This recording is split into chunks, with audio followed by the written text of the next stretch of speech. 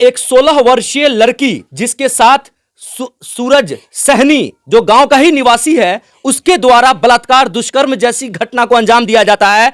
12 फरवरी को प्रशासन को आवेदन देते हैं, लेकिन अब तक एक हफ्ता गुजर जाने के बाद अब तक आरोपी जो सूरज सहनी है वो पुलिस के गिरफ्त से दूर है। हम शौच के लिए बाहर गए थे, उसके बाद से लड़का पीछे से आया और उसके बाद से मुंह में कपड़ा वपड़ा ठूस दिया था और उसके बाद से ठूसने के बाद मेरे साथ रेप किया और हम हल्ला जो किए तो उधर से हमारा चाचा चाची दोनों आ रहे थे तो सुने। रोते आई कि ऐसी सी बात, बच्चा गिर के एकदम बदहवास हो गई। बच्चा को होश हुआ तो पूछे तो बताइए कैसी सी बात है। उसके घर पर गए तो वो सोझे मारने को छूटा। तो अभी तक कोई गिरफ्तारी हुई है? कुछ भी जैसे नहीं, हम लोग ऐसे जैसे बैठे हुए। क्या गुहार लगाएंगे, क्या मांग करेंगे प्रशासन? हमको इंसाफ जैसे चाहिए। अब तो इज्जत जैसे धुआ गया तो आपस आगे नहीं, जलम हद हो जाए तो फांसी हो जाए, जो भी सजा हो उसको मिलना चाहिए। केस किए हैं तो हमको मार धमकी दे रहा है कि आप लोग को उल्टा बनवा देंगे, ऐसे करेंगे वैसे करेंगे, बहुत ज़्यादा धमकी दे रहा है। क्या नाम है उसका, लड़के का? सूरज सहनी। सूरज सहनी। हाँ, उसके बाप के नाम बिंदेश्वर सहनी। आपके पति का नाम? मोहम्मद नाजिम। आपकी बेटी है ना जिसके साथ जी जी हाँ, बेटी है। 16 16 वर्ष उम्र। जी।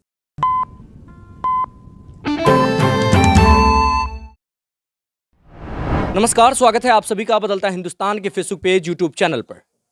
मधुबनी जिला के बेनीपट्टी थाना क्षेत्र अंतर्गत करहौड़ा से एक बड़ी घटना सामने आई है।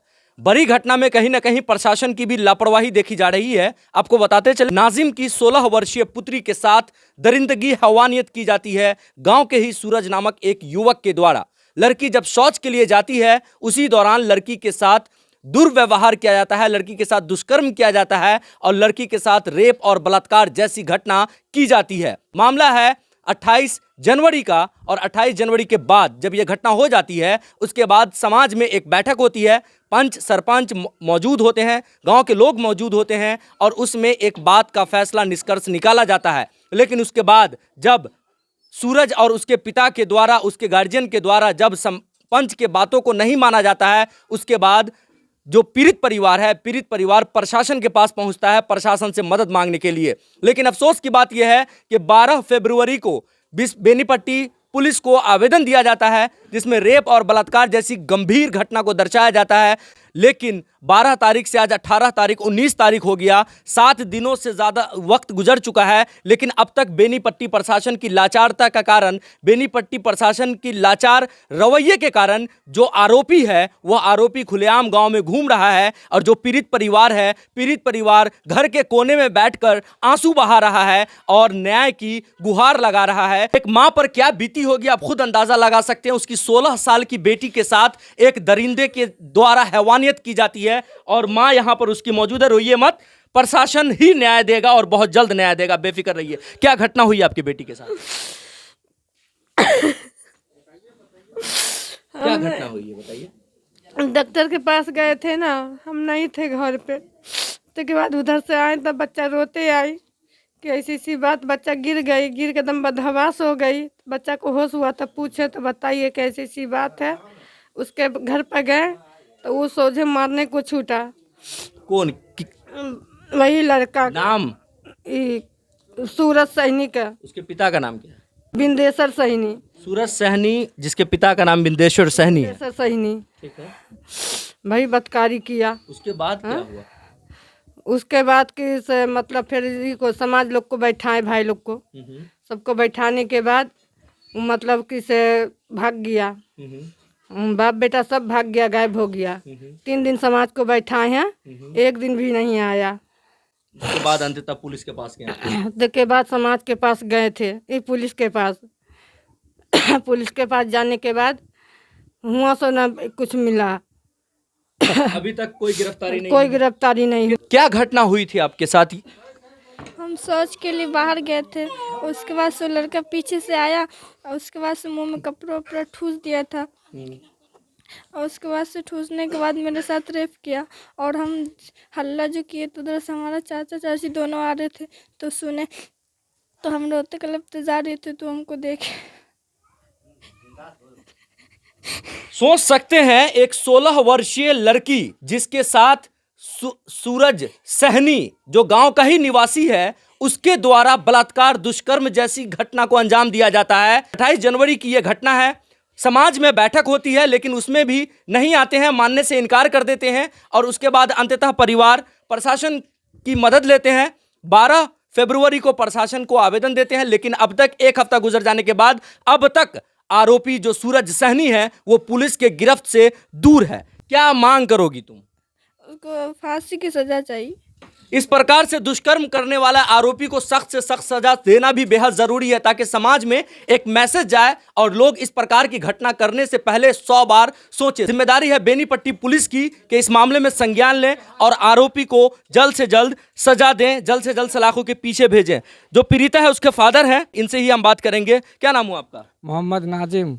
मोहम्मद नाजिम। क्या हुआ आपकी पुत्री के साथ? हम जो से बाहर गए थे, मेरी लड़की जो से शाम का टाइम था, शौचालय गए थे, वो अकेली तो मर्द जा नहीं सकता। रोते धोते आए तो बोला कि हम लोग पूछे तो बोले ऐसा ऐसा ना जैसे घटना जैसे हुआ है, यही बात सब है। और बाकियों के बाद हम लोग कहे पंचायती बैठा, कोई सुनवाई जैसे नहीं हुआ। सब आदमी जितने के जितने तब मेडिकल हो चुका है आपके बच्ची का?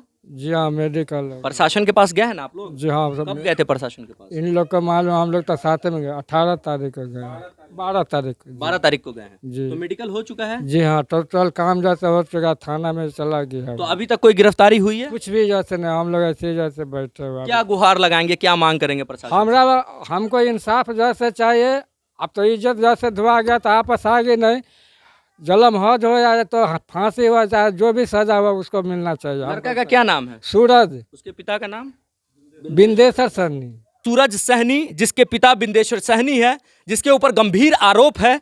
नाजिम की पुत्री जिसका उम्र केवल 16 वर्ष है, नाबालिग लड़की है, शौच करने जाती है 28 जनवरी को और सूरज सहनी के द्वारा उसके साथ बलात्कार और रेप जैसी घटना किया जाता है। और प्रशासन को जानकारी होने के बाद, मेडिकल हो जाने के बाद अब तक प्रशासन मौन है। अब तक प्रशासन ने किसी को गिरफ्तार नहीं किया है। आवेदन दिया गया है तो उसमें कितने लोगों का नाम है? बस 3 आदमी का नाम है। किसका किसका? उसके माता पिता है और लड़का आरोपी जो है वो है उसका नाम। तो अभी तक कोई गिरफ्तारी नहीं? कोई गिरफ्तारी नहीं हुई है। क्या प्रशासन बोल रहा है? प्रशासन के पास आप लोग गए हैं आजकल में, क्या बोला है प्रशासन? प्रशासन बोला है कि प्रोसेस चालू है और उसको अरेस्टिंग किया जाएगा। आप लोकेशन थोड़ा बतलाइए। हाँ, आप लोग लोकेशन बताइए। प्रशासन का काम है लोकेशन करना, वो आपका काम नहीं है। प्रशासन लोकेशन पता करेगी, प्रशासन उसको खबर में होगा तो ढूंढ के लाएगी। हाँ, तो वो भागा हुआ है लड़का, तो उसी दिन से भागा हुआ है, फरार है। आवेदन कब दिए थे आप लोग? आवेदन वो 12 तारीख को, 12 फरवरी 11 को। जी।